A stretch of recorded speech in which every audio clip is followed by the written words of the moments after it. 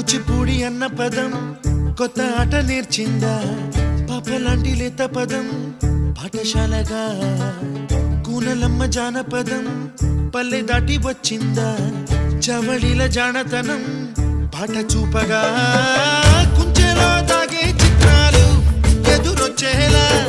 అంతటా ఎన్నో వర్ణాలు మంచులో దాగే చైత్రాలు బదులిచ్చేలా ఇంతలా ఏవో రాగాలు